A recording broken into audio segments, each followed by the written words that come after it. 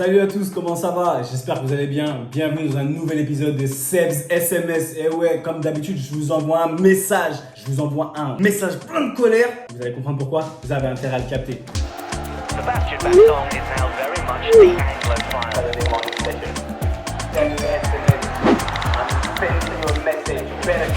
But when it comes to the football, Alors, comment ça va? Moi, franchement, je vais bien. Comme d'habitude, je suis bien, je suis content. Au final, on a parlé des émotions la semaine dernière. Je suis super content. Comme je vous l'ai dit, chaque samedi, moi, voilà, cette SMS, maintenant, ça m'apporte de la joie. Je partage du temps avec vous. On s'apprend des choses parce qu'au final, j'apprends aussi beaucoup de choses. Donc, ça déclenche un ressenti, une émotion de joie chez moi. Et voilà, la semaine, elle s'est bien passée. Franchement, je me suis mis en difficulté. Je me suis mis vraiment en difficulté. Et c'était pas si facile. Mais à la fin des fins, je suis en vie. Je suis en bonne santé. Franchement, voilà, ma famille, elle va bien.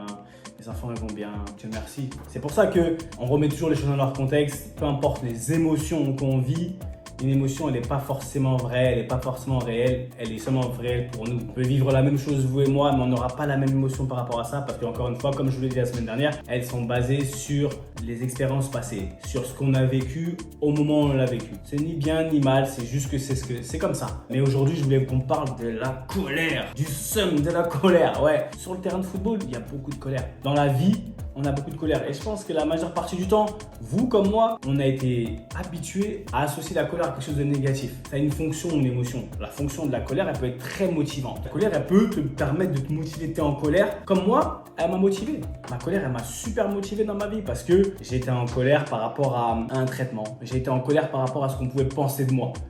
Qu'on pouvait penser que j'étais pas capable de faire telle chose. Et franchement, j'avais le seum. Et cette colère-là, elle m'a porté pendant très longtemps dans ma carrière. Elle m'a porté cette rage, cette colère, elle m'a... Oh. Maintenant, le truc, c'est qu'il faut savoir l'utiliser à bon escient. Il n'y a pas de bonne ou de mauvaise émotion. Il faut pouvoir l'exprimer, sa colère. Et ça, franchement, c'est super important. Il y a l'élément déclencheur de l'émotion. Ça veut dire que quand tu es en colère, il y a quelque chose qui a déclenché ta colère. Je vous ai demandé ça la semaine dernière et je vous le répète encore. Qu'est-ce qui déclenche votre colère? Dans quelle situation qui se répète fait que dans cette situation-là, ta colère boum, l'émotion, elle va vite, elle est difficilement contrôlable. En fait, tu ne peux pas l'empêcher d'arriver. Il faut savoir la contrôler, la manager. Après, il y a ce qu'on appelle la période réfractaire. Ça, c'est ça que j'ai envie que vraiment vous preniez et vous mettiez dans votre tête. Vous voyez la période où tu dis, ouais, c'est tombé, j'ai vu rouge et tout, je voyais plus rien, je voyais flou. C'est ce qu'on appelle la période réfractaire. Peu importe ton bon sens, peu importe ce que tu pouvais penser, peu importe, ouais, la logique des choses, tu oublies. Tu es super énervé à cause de quelque chose qui a été déclenché. Et là, pendant un certain temps, boum, tu vois flou. On veut faire en sorte que cette période-là, elle soit la plus courte possible. Parce que si elle s'agrandit ou elle dure dans le temps, ça va arriver sur la troisième période,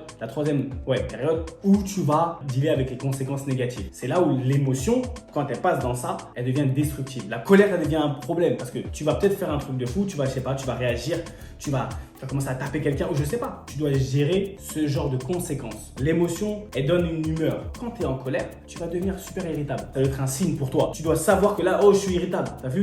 T'as capté? Je suis irritable là. Donc, attention, c'est un premier signe. Si tu laisses passer, tu vas commencer à rentrer dans un trait de personnalité. Tu vas devenir super hostile. Ah ouais, là tu deviens un peu agressif, hostile. Je vous ai dit, même l'émotion, elle se voit, elle se ressent par rapport à que ce soit au ton de la voix, au body language, au langage corporel. Et il y a des choses qu'on ne voit pas, tu vois, des gestes et tout. On peut sentir une certaine hostilité, une agressivité. Et après, tu rentres dans ce qu'on appelle un trouble. Tu vas commencer à devenir violent. Et c'est à ce moment-là où cette colère, elle se traduit dans une violence. C'est que la période réfractaire, elle était trop longue. Et sur le terrain, c'est la même chose. Sur le terrain, dans la vie, vous devez pouvoir reconnaître à quel moment ça s'escalade et pour pas arriver à ce niveau de violence qui va faire qu'après tu vas devoir gérer les conséquences négatives de tes actes et de ta colère sans savoir comment elle est arrivée alors que tu aurais pu gérer ça en amont. Je vais raconter une petite histoire. Un jour on joue Chelsea et Willian était chaud, le brésilien.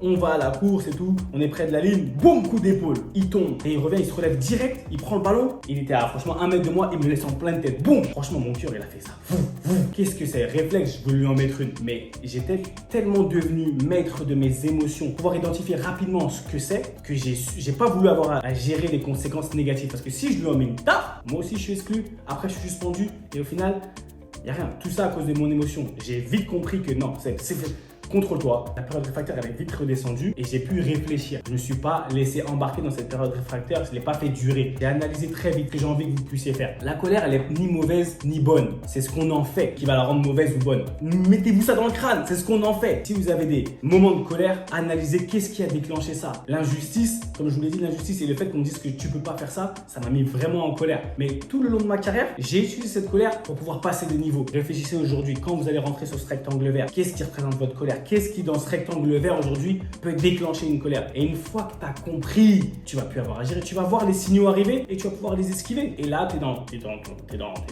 t'es sur le chemin, t'es sur la route du succès plus.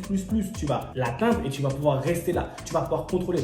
Tu vas vivre et non survivre. D'accord? Je veux plus que vous soyez victime de vos émotions. Je veux plus être victime de mes émotions. À partir du moment où on sait qu'elles sont là, on sait que la colère, ce qu'elle est, ce qu'elle représente, par quoi elle est déclenchée, c'est fini. Game over, on a gagné, t'as gagné. Et dans cette SMS, c'est ce qu'on fait aujourd'hui. Donc, dès que tu rentres sur ce rectangle vert, tu prends ce qui t'appartient, d'accord? On prend ce qui nous appartient, on lâche rien, on laisse rien pour les autres. C'est à nous, on a travaillé. C'est tes émotions, c'est les tiennes. Donc, c'est toi qui vas les gérer et c'est toi qui vas en prendre les bénéfices, d'accord? Donc, la joie, la colère, tout ce que tu veux, la confiance en soi, le succès, la victoire, ça se prend pas seulement, ça s'arrache, d'accord? Ça s'arrache. C'est votre humble serviteur, Seth Basson, aka Baby Bass, pour vous servir. Hey, soyez les rois de votre vie, soyez les boss de votre vie.